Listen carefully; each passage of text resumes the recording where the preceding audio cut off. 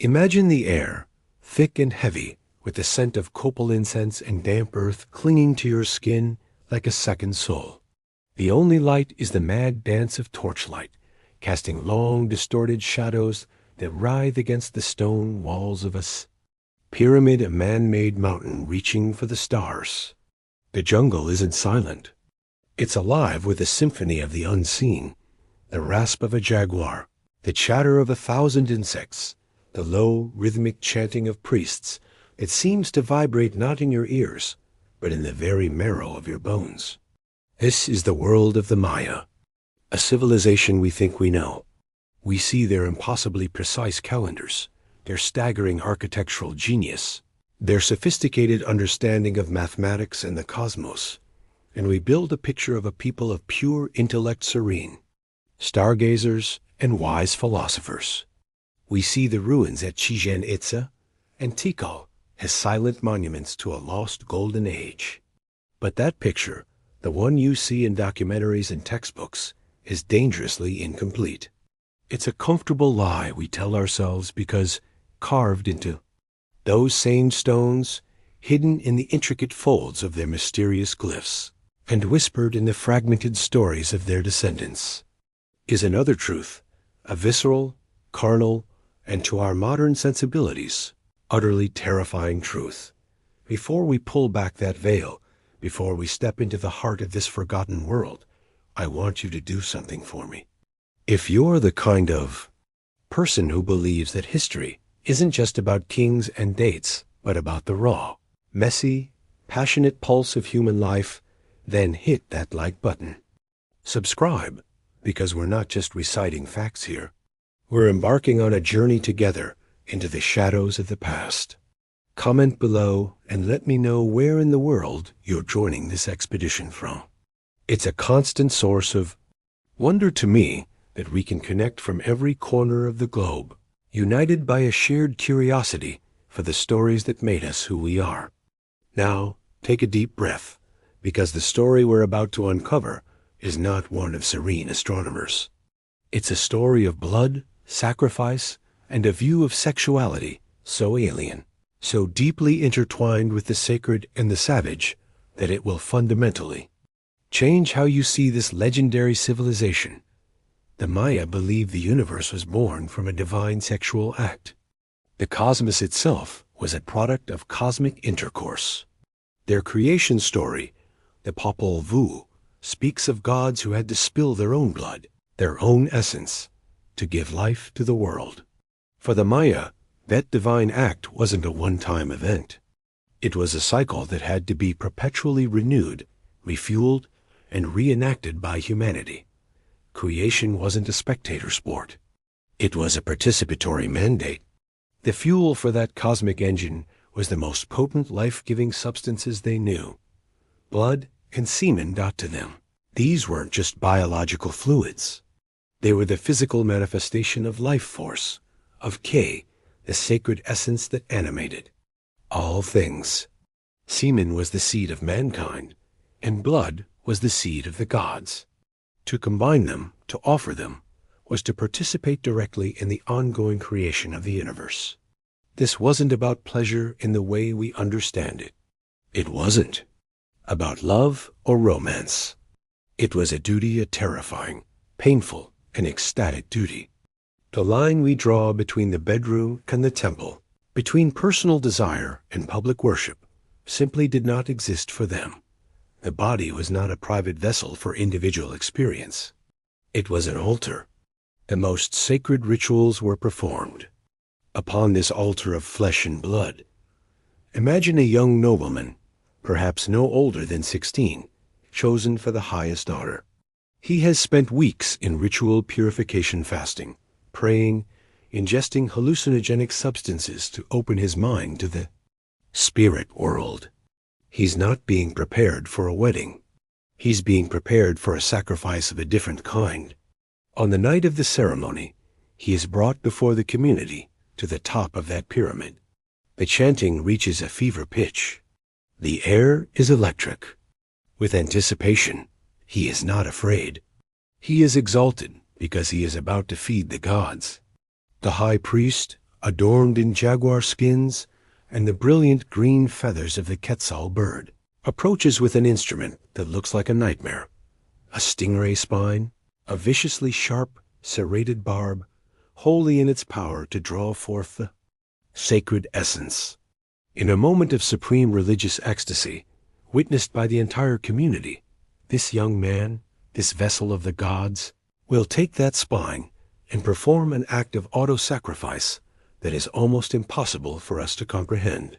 He will pierce his own penis, not once, but multiple times, threading a rope through the perforations, a rope studded with thorns to maximize the flow of blood. The pain is unimaginable, transcendent, but it is not a punishment.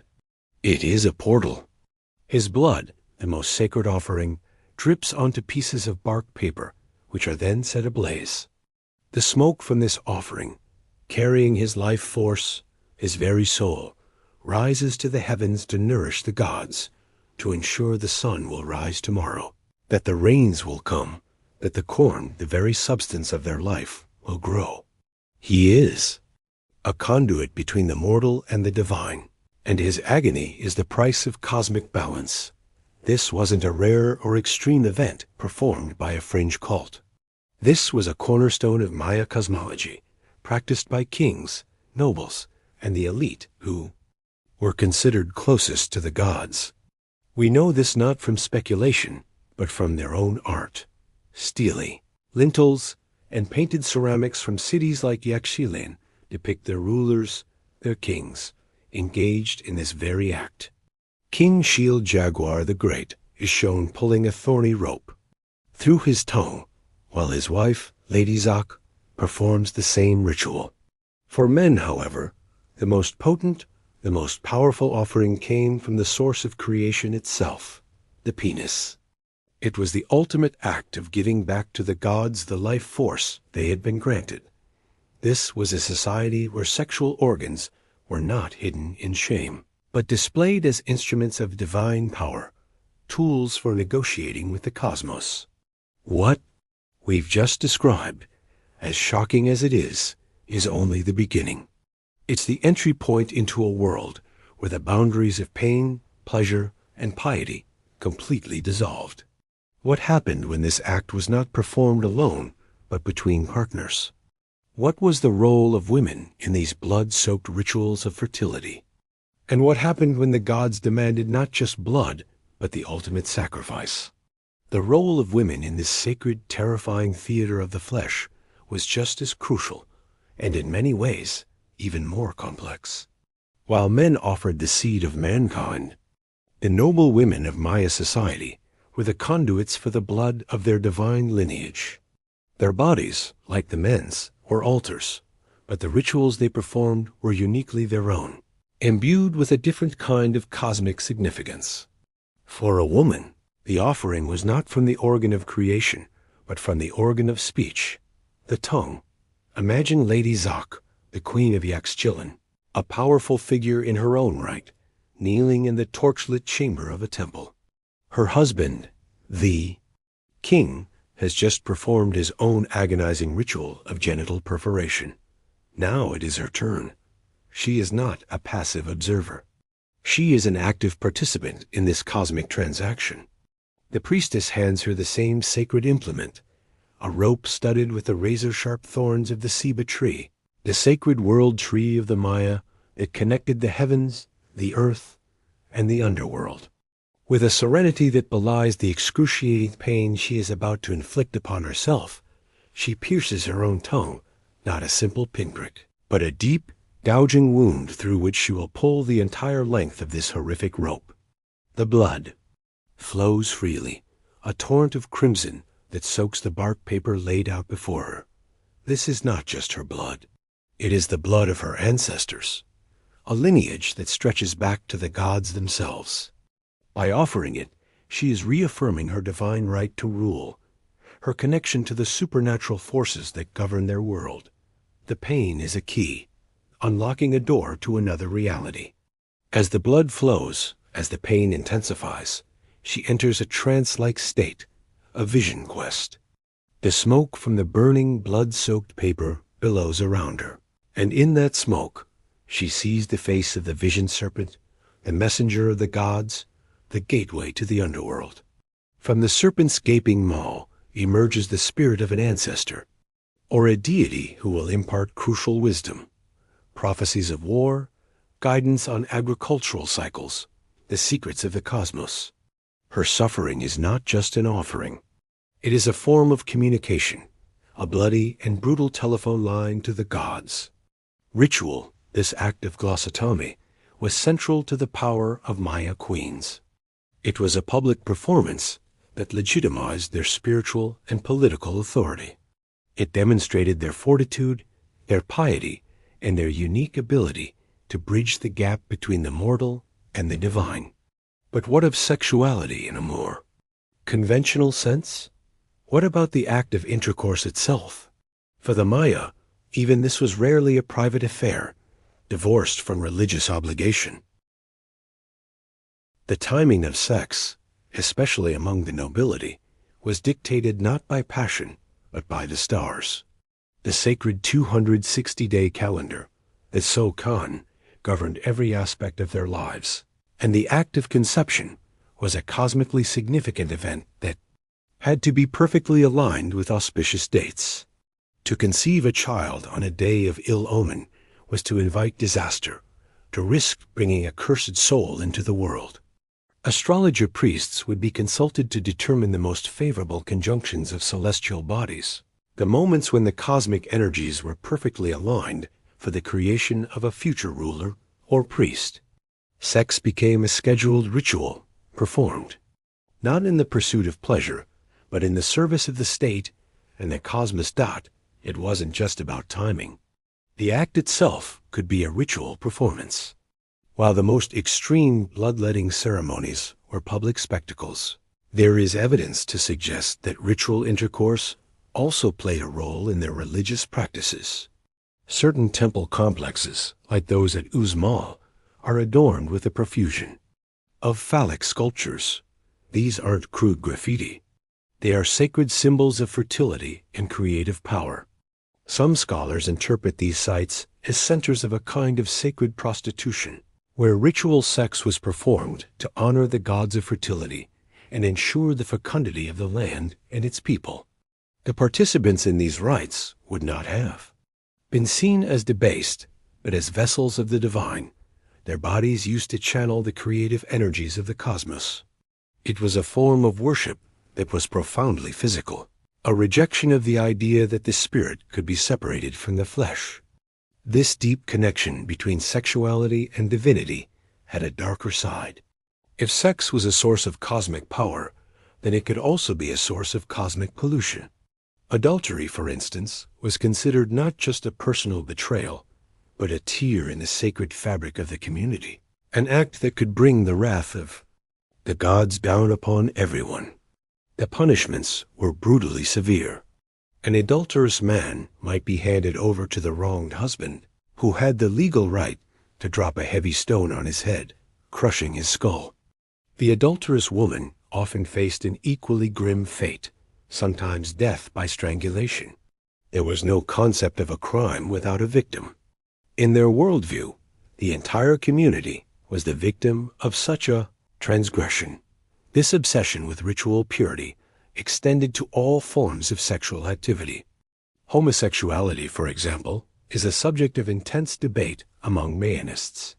Some early Spanish chroniclers, like Bishop Diego de Landa, wrote with horror of the Mayas' apparent acceptance of homosexual practices, even suggesting the existence of male brothels where boys were sold for sexual purposes.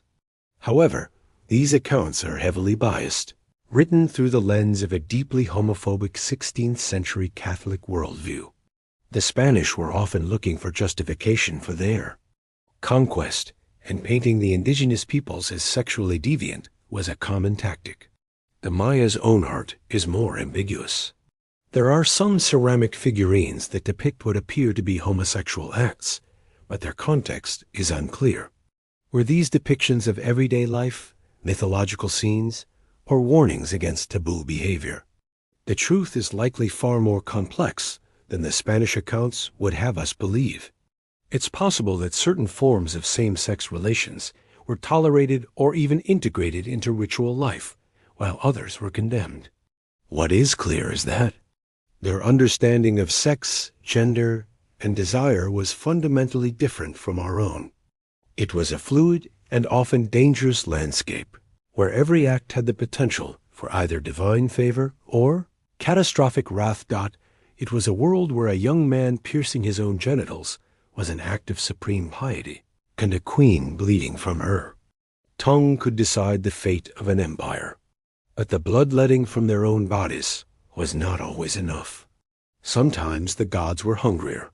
Sometimes the cosmic balance was so precarious that it required the ultimate offering, the ultimate fusion of sex and death.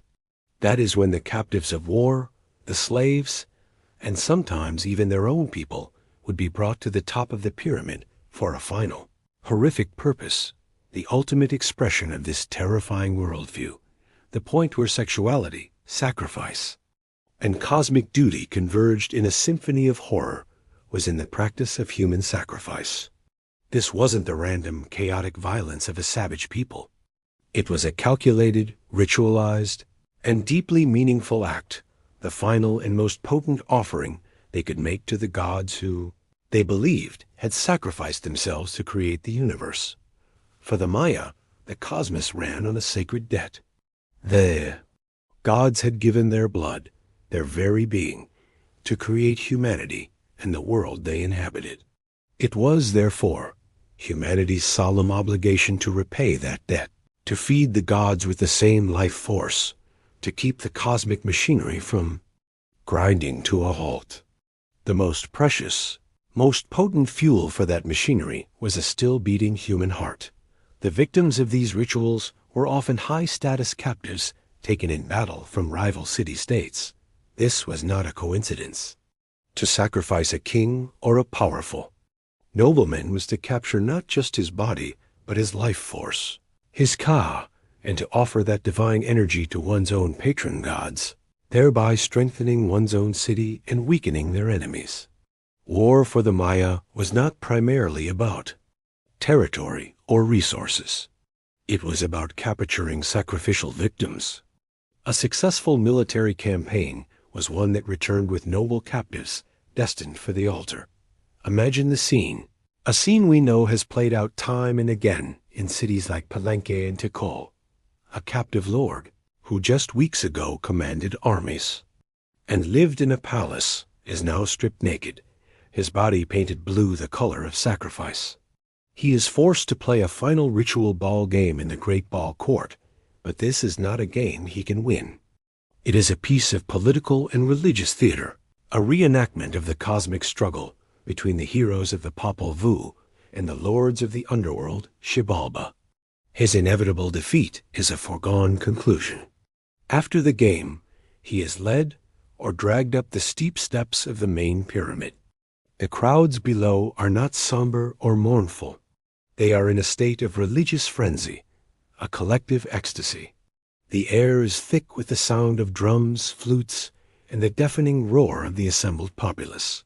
At the summit, 4 priests also, painted blue, grab him by his arms and legs, bending him backward over a convex stone altar, arching his chest toward the sky.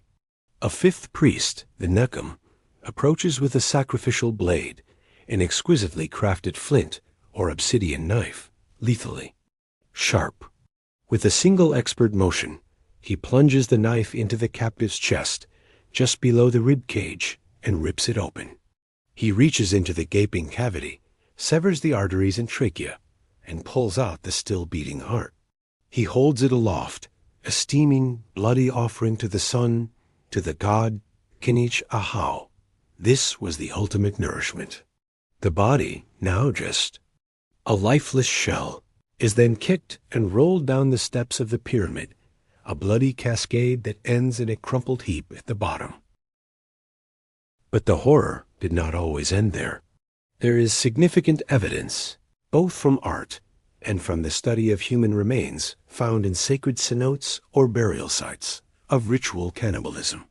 To consume the flesh of a sacrificed enemy, particularly A powerful one was to absorb his strength, his spirit, his ka. It was the ultimate act of domination and a sacred communion, a way of internalizing the divine energy that had been released through the act of sacrifice. In this maelstrom of ritual violence, sex was never far away.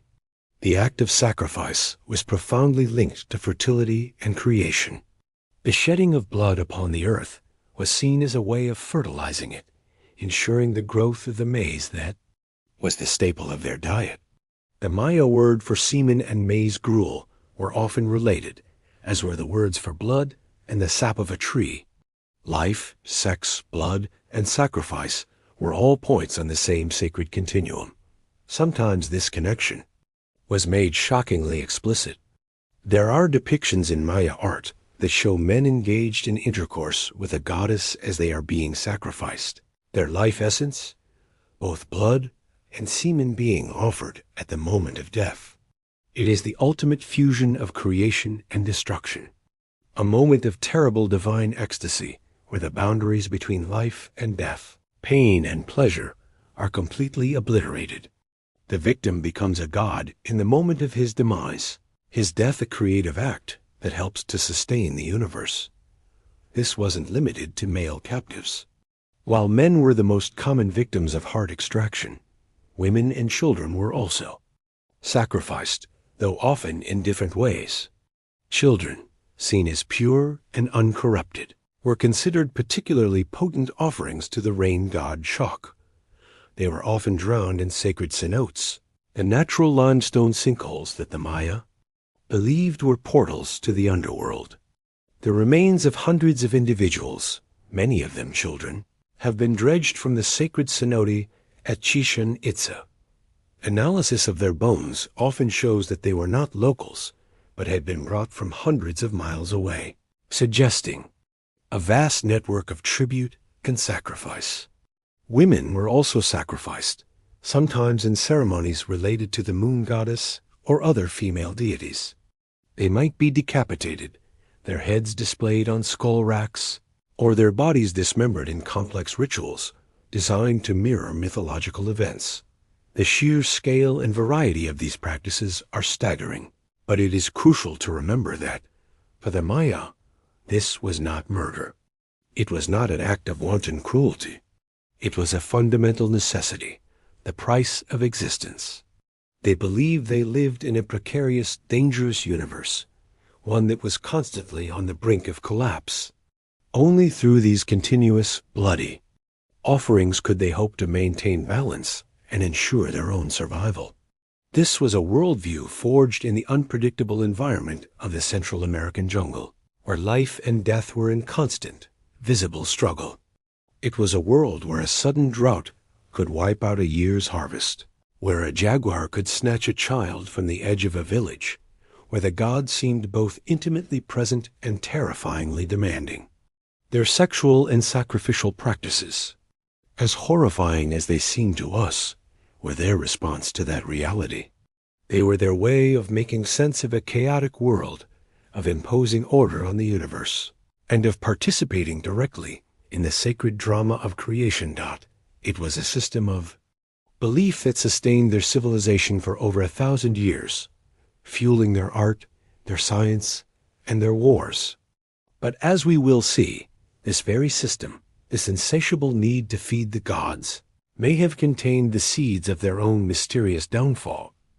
The intricate and brutal system of ritual that defined the classic Maya period from roughly 250 to 900 A.D. was a double-edged sacrificial blade. For centuries, it provided the cosmological glue that held their society together. It legitimized the power of the Ke-Hul-Ajah, the holy lords who ruled their city-states. It gave meaning to life, death, and the often harsh realities of their existence. But this same system, predicated on constant warfare for captives and an ever-increasing demand for blood offerings, created a society that was perpetually on a razor's edge. The very practices that were meant to ensure cosmic stability may have in the end sown the seeds of their own societal collapse. Think of the psychological and social pressure. The king's primary duty was not to be a great administrator or economist, but to be the chief intermediary with the gods.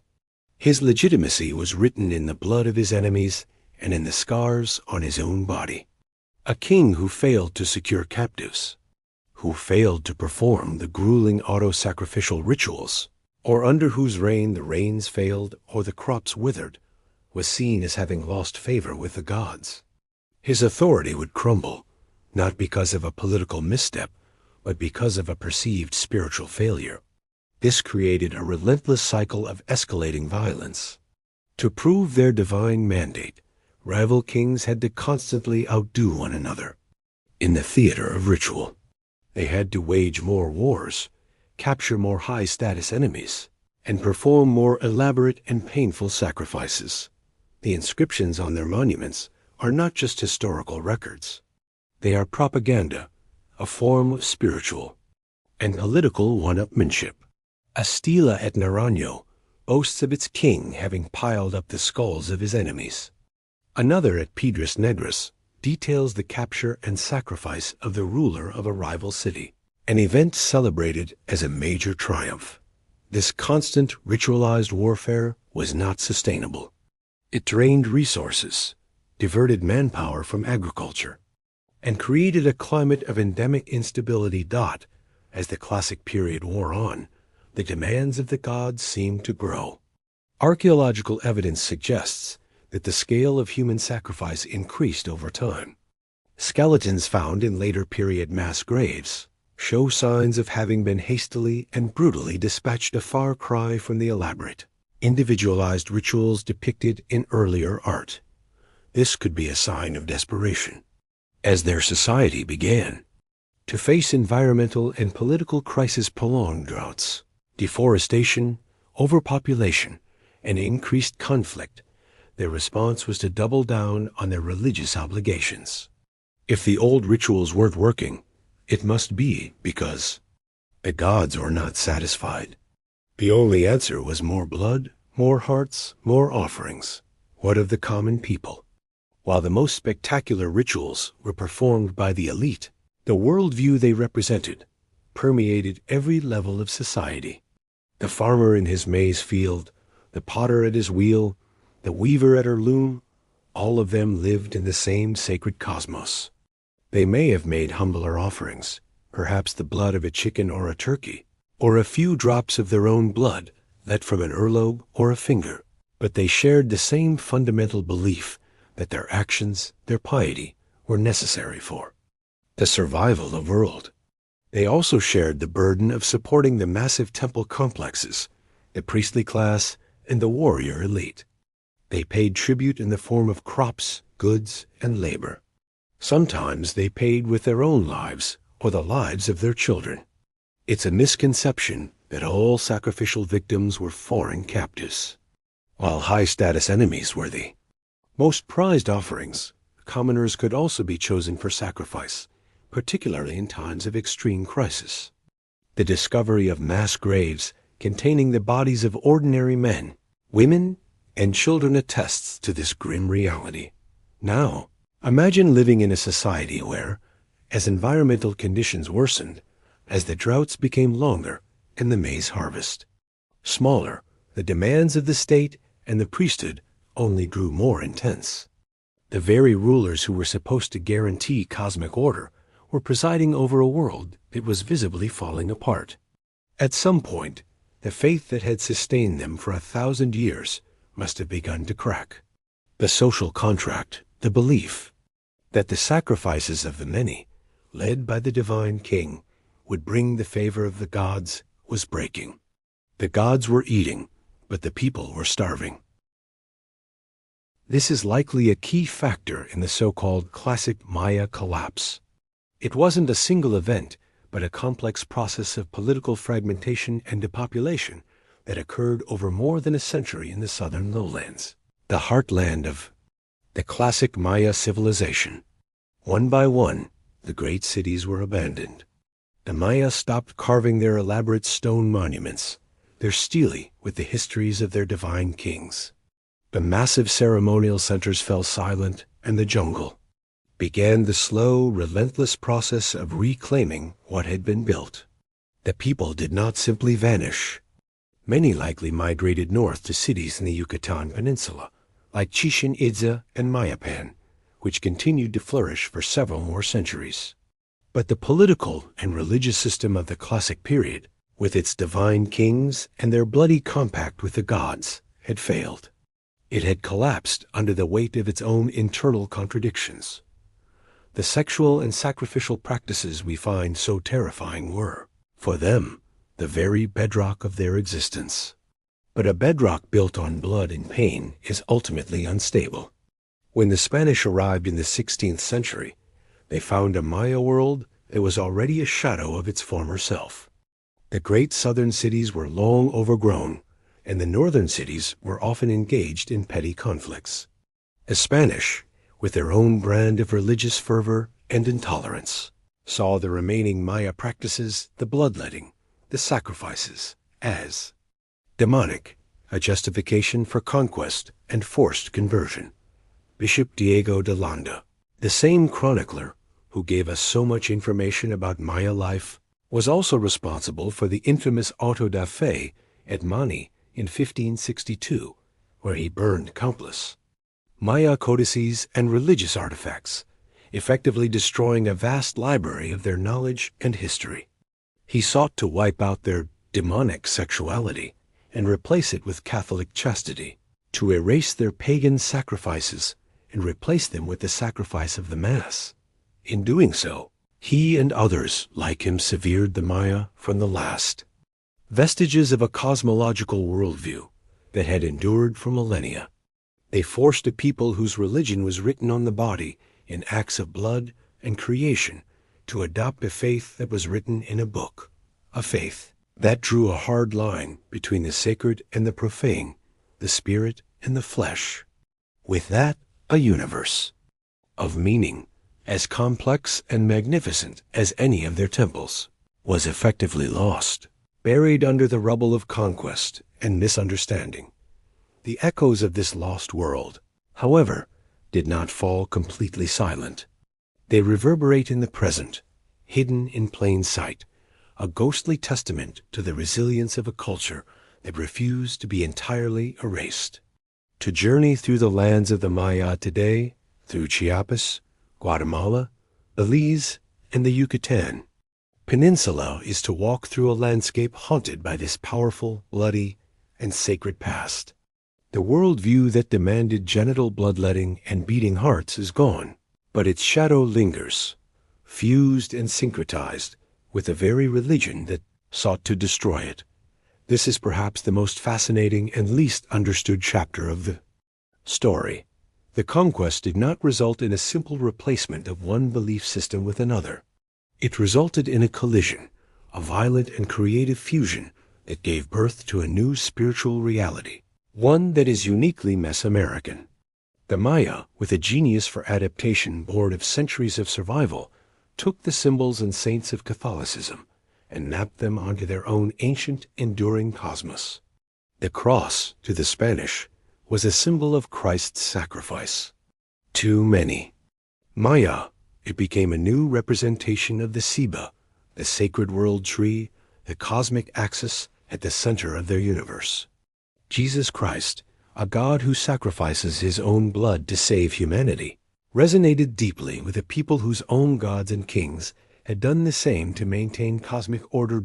In the highlands of Chiapas, Mexico, in the town of San Juan Chamula, there is a church unlike any other in the world. From the outside, it looks like a typical Spanish colonial church. But step inside, and you are plunged into another reality. The floor is covered not with pews, but with a thick carpet of green pine. Needles, evoking the sacred forest floor. The air is dense with the smoke of thousands of candles, and the eoi, powerful scent of burning copal, the same incense their ancestors burned as offerings. There is no priest. Instead, traditional healers, or curanderos, move among the worshippers, who kneel on the floor in family groups, chanting in their native Tzotzil language. Their rituals are a stunning blend of Catholic and pre-Columbian practices. They make offerings of candles, whose colors have specific meanings, just as their ancestors' offerings did. In a practice that would horrify a conventional Catholic priest, they sacrifice chickens inside the church, right there on the pine needle floor, believing the life force of the animal can help heal the sick or ward off evil. They drink a potent sugarcane liquor called pox, which they believe opens a channel for communication with the spirit world. They also drink Coca-Cola, whose burps are seen as a way of expelling evil spirits from the body. This is not a mockery of Catholicism. It is a living, breathing syncretism, a testament to a worldview where the old gods have not died, but have simply put on the masks of Catholic saints. This same syncretism can be seen in their understanding of life, death, and the body. The ancient belief in a life force, or K, persists. Illness is often seen not just as a biological malfunction, but as a spiritual affliction, a case of soul loss, or a part of one's spiritual essence has become detached. Healing is, therefore, a ritual process involving a curandero who must journey into the spirit world to retrieve the lost soul part. This is a direct echo of the shamanistic vision quests of their ancestors, the very quests that were induced by the agony of ritual bloodletting. The terrifying sexual practices are gone, but the underlying belief that the body is a conduit for spiritual energy remains.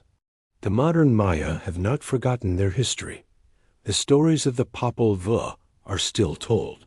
The sacred 260-day calendar is still kept by ritual specialists in some highland communities, used to determine auspicious days for planting, for marriage, for rituals. The ruins of their great cities are not just tourist attractions to them. They are sacred sites, places of immense spiritual power, where they still go to perform ceremonies and leave offerings, speaking to the spirits of their ancestors, who, they believe, still dwell among the stones. But this legacy is not just one of spiritual survival. It is also a legacy of trauma. The conquest and the centuries of oppression, exploitation, and outright genocide that followed have left deep scars. The Guatemalan Civil War, which raged from 1960 to 1996, was, in many ways, a continuation of the conquest.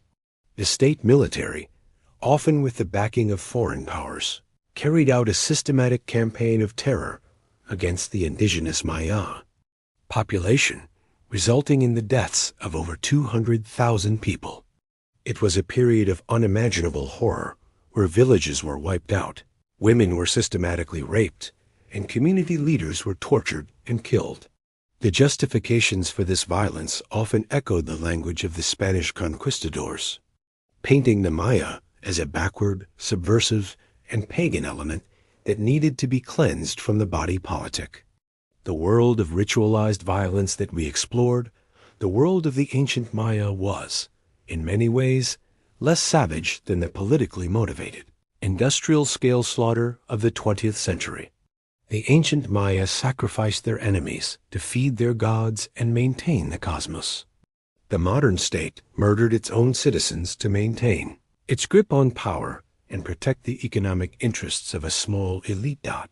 This shared history of suffering and resistance has forged a powerful modern Maya identity.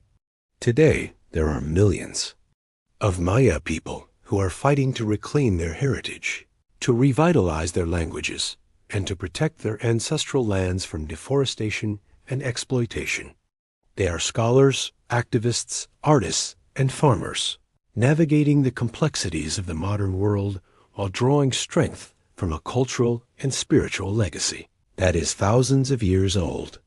When a modern Maya activist stands up to a multinational corporation that is trying to clear their ancestral forest, they are echoing the defiance of their ancestors who resisted the Spanish. When a community decides to reject industrial agriculture and return to planting the traditional varieties of maize, the sacred flesh their creation story says they are made from, they are performing an act of profound cultural and spiritual resistance. The story of the Maya's terrifying sexual and sacrificial practices is not, therefore, just a lurid tale from a distant past. It is the story of a complex and sophisticated worldview, a way of understanding humanity's place in a cosmos that was both brutal and beautiful. It is the story of a civilization that rose to incredible heights of artistic and scientific achievement, fueled by a sacred compact written in blood. It is the story of a people who have endured 5 centuries of conquest and oppression, and whose ancient spirit, though scarred and transformed, refuses to die. The screams from the top of the pyramid have long since faded. But if you listen closely in the murmur of a prayer in a Chiapan church, in the rustle of the maize leaves in a Guatemalan field, you can still hear the echo of their indomitable heart. To truly understand the Maya, to grasp the sheer alien audacity of their worldview, we have to perform a difficult mental exercise. We have to strip away our own deeply ingrained assumptions about the self, the body, and the sacred. We live in a world that has been profoundly shaped by the Abrahamic religions and the European Enlightenment, a world that preaches the sanctity of the individual, the privacy of the body, and the separation of church and state. Our modern moral compass is oriented toward the preservation of individual life and the pursuit of personal happiness. For the classic Maya, this compass would have been utterly meaningless. Their moral universe was not centered on the individual, but on the collective, and beyond that, on the cosmos itself. The highest good was not personal survival or fulfillment, but the maintenance of cosmic balance, the upholding of the sacred covenant between humanity and the gods. In this framework, an act that we see as the ultimate violation, the taking of a human life, could be, for them, the ultimate act of piety. A practice we view as horrific self-mutilation was, for them, a sacred duty and a gateway to the divine. This is a profoundly challenging concept to absorb. Our instinct is to judge, to label their practices as barbaric or savage. But to do so is to refuse to engage with them on their own terms. It is to commit an act of intellectual colonialism, imposing our own values on a civilization that operated on a completely different philosophical and spiritual plane. A more fruitful, though perhaps more disturbing, approach is to ask, what did they achieve with this worldview? The answer is, quite simply, a civilization that was, for over a millennium, one of the most advanced and sophisticated on the planet. Their system of belief, for all its brutality, was not a sign of primitivism. It was the engine of their cultural dynamism.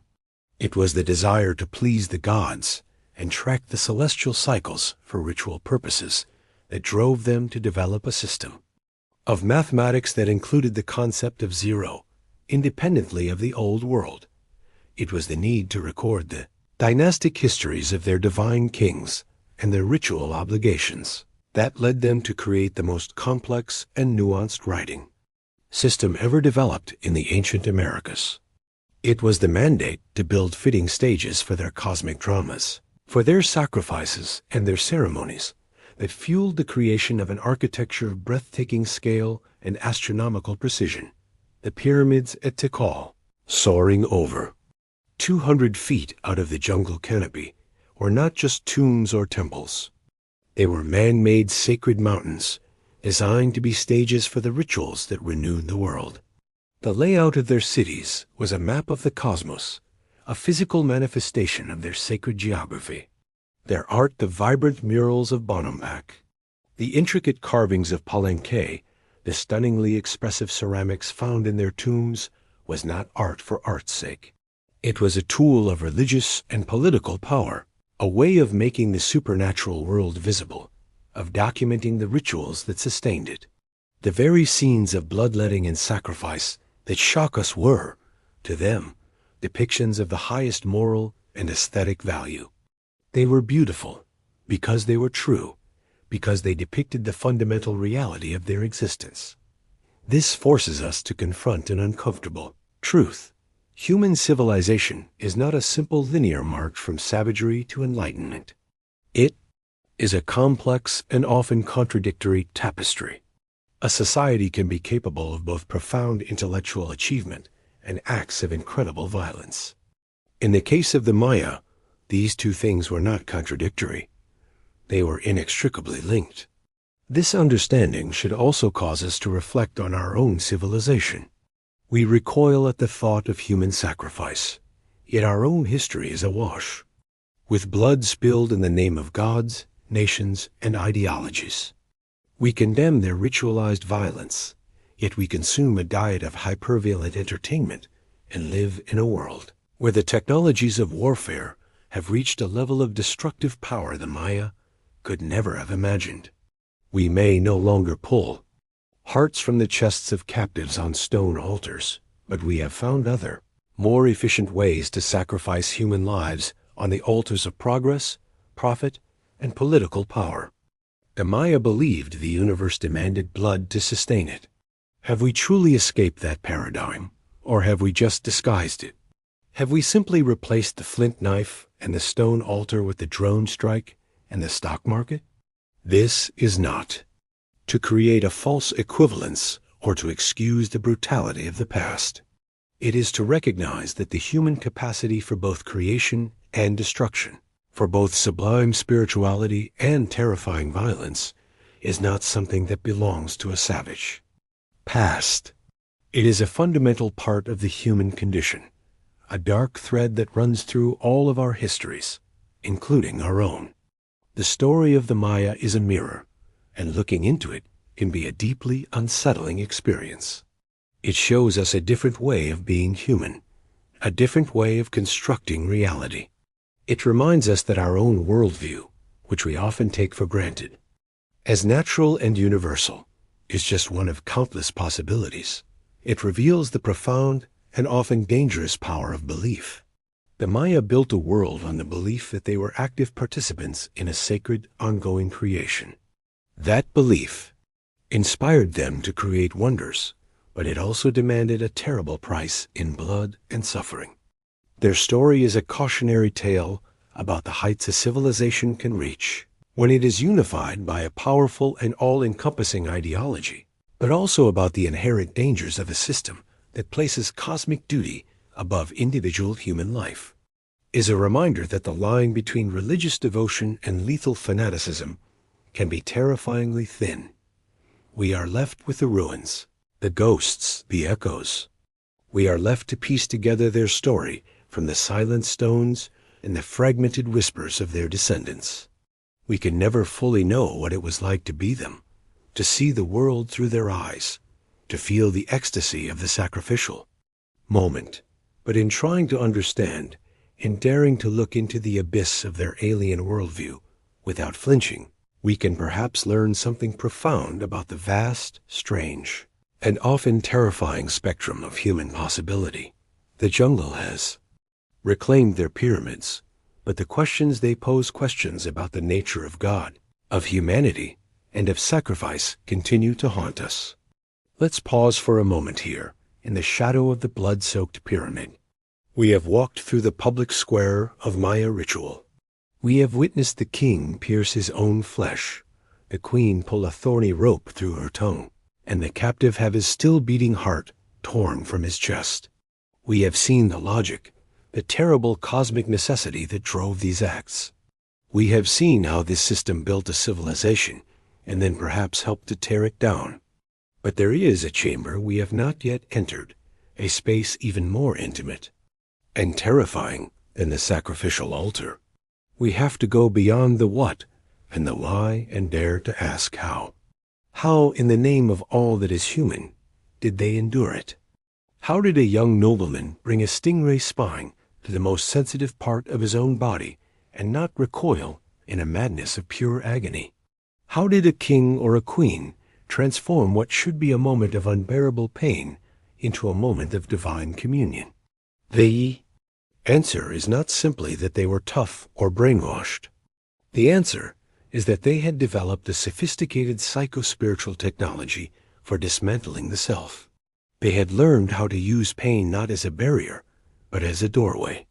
To understand this, we must first understand the world they inhabited. To the Maya, the jungle was not a collection of plants and animals. It was a conscious, living entity saturated with divinity. A great ceiba tree was not a symbol of the cosmos. It was the cosmos, its roots plunging deep into the watery underworld of Xibalba, its trunk forming the middle plane of human existence, and its branches soaring into the 13 levels of the heavens. The jaguar was not an animal. It was the god of the underworld, the avatar of the night sun on its terrifying journey through the darkness. The cenotes, those deep, water-filled sinkholes, were not just sources of fresh water. They were the literal mouths of the underworld, portals through which one could speak to the dead and the gods of creation and destruction. Every mountain was a sacred ancestor, every cave a potential gateway to another reality. There was no line between the natural and the supernatural. The world was alive, sentient, and constantly demanding interaction. It was a world that spoke, and to hear it, you had to learn its language. That language was not one of gentle whispers. It was one of ecstasy, trance, and trauma. The human body in this worldview was a direct reflection of this living cosmos. It was a microcosm of the universe. A person's head was their own personal heaven. Their heart was the sun, the source of their life and heat, and the flow. Their blood mirrored the sacred rivers and the rains that nourished the earth. Their bones were the stones of the world, their hair the grass and the trees, and their sexual organs were the ultimate source of earthly creation, the human equivalent of the divine act that birthed the universe. Therefore, to perform a ritual upon the body was to perform a ritual upon the cosmos in miniature. To let blood from the penis was to fertilize the cosmic field, to make the universe fecund. To let blood from the tongue, the organ of speech, was to give a voice to the ancestors, to make the sacred word flesh. This wasn't metaphor. It was a deeply held, literal truth. If your body was the cosmos, then altering your consciousness was a way of altering reality itself. This is where we must talk about the chemical keys. They used to unlock the doors of perception. The Maya were master pharmacologists. They had an encyclopedic knowledge of the psychoactive properties of the plants and animals in their environment. They drank balch, a fermented beverage made from honey and the bark of a leguminous tree, which had intoxicating and likely hallucinogenic properties.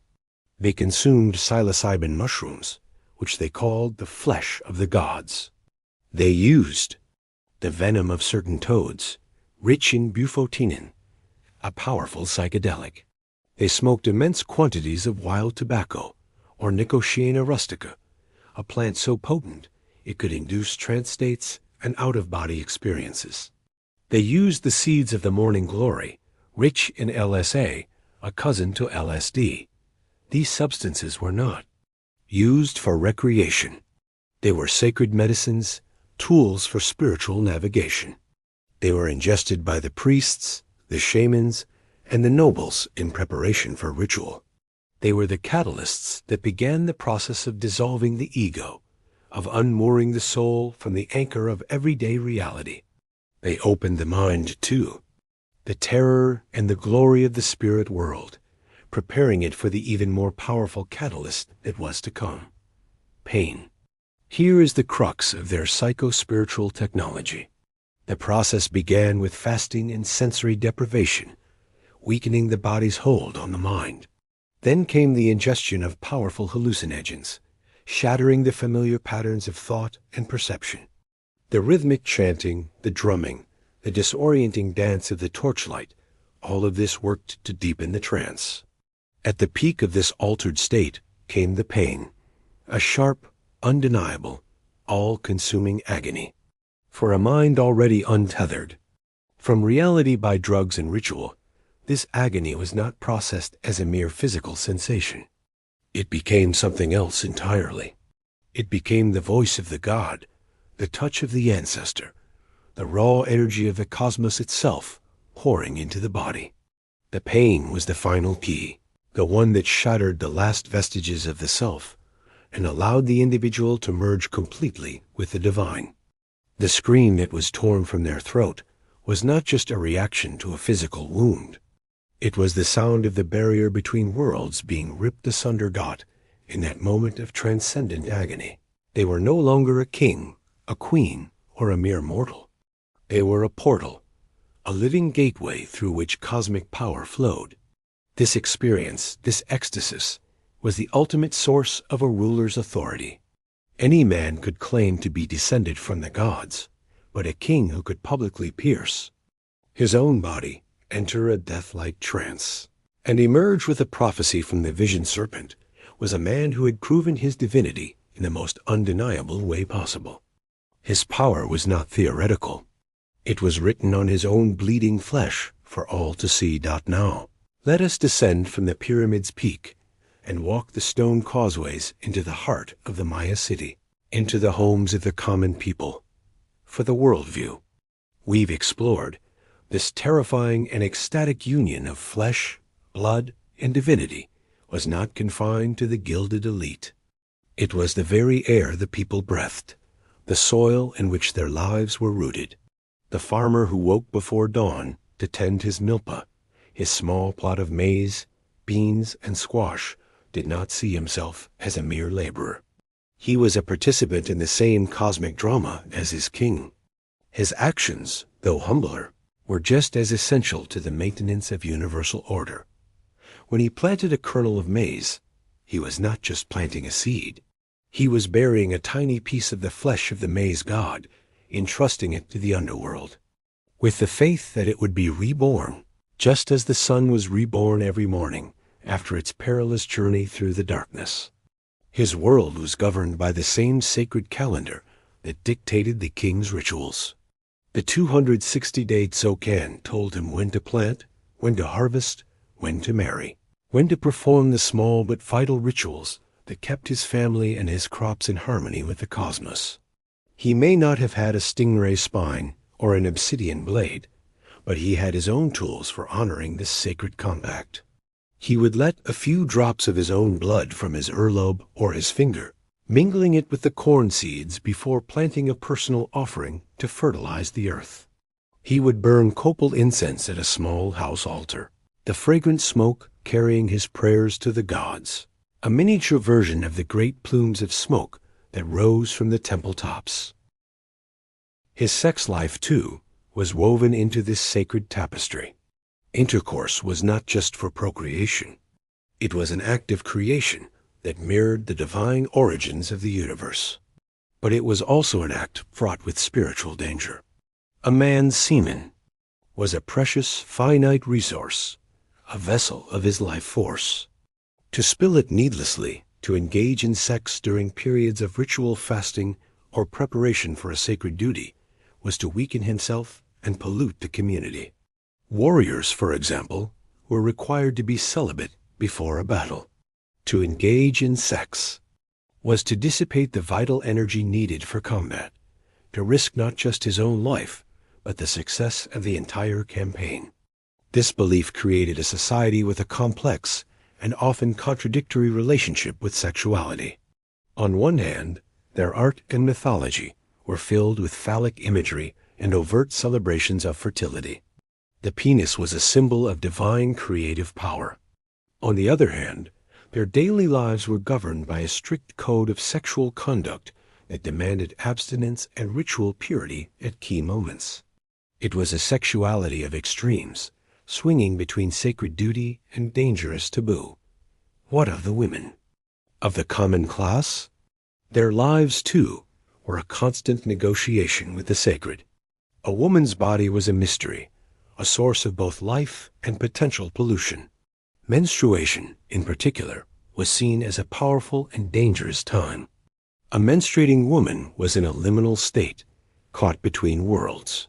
Her blood was a potent substance, and she was often required to be secluded to avoid contact with men who were preparing for war or ritual, lest her power interfere with theirs. Yet this power was not seen as inherently evil. It was a manifestation of her unique connection to the moon goddess Ixchel, a deity of fertility and childbirth, but also of destruction and floods. A woman's greatest purpose, her most sacred duty, was to bear children, to bring new souls into the world to honor the gods and work the fields. Childbirth was her battlefield, her moment of supreme sacrifice, and it was a dangerous one.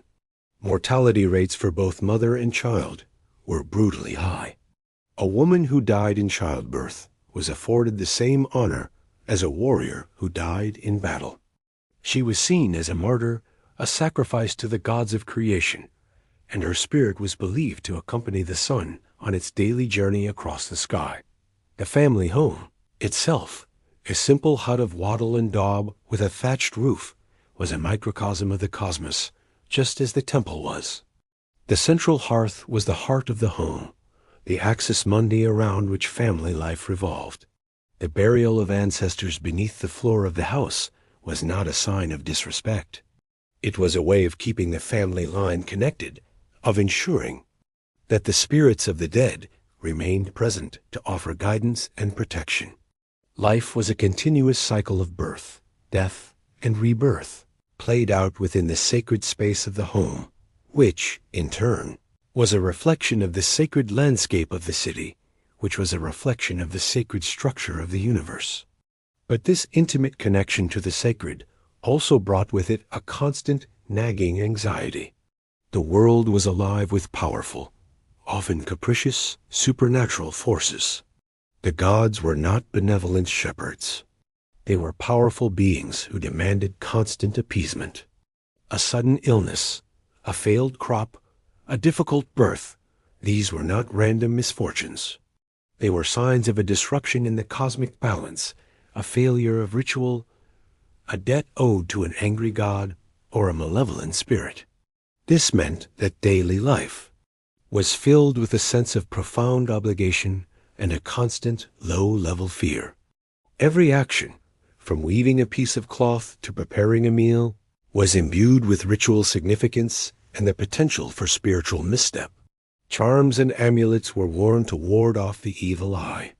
Incantations were whispered to protect children from the spirits of the night.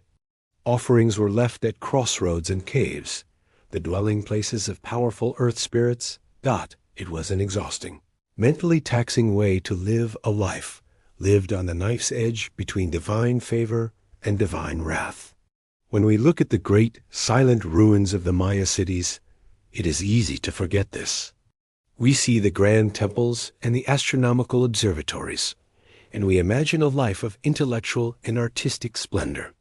But for the vast majority of the people who lived in the shadow of those temples, life was a precarious and relentless struggle, not just for physical survival, but for spiritual survival as well. Their story is a powerful reminder that the grandest civilizations are built not just on stone and mortar, but on the daily toil, the fervent beliefs, and the quiet anxieties of millions of ordinary people living out their lives in the shadow of gods who were both their creators and their most terrifying predators.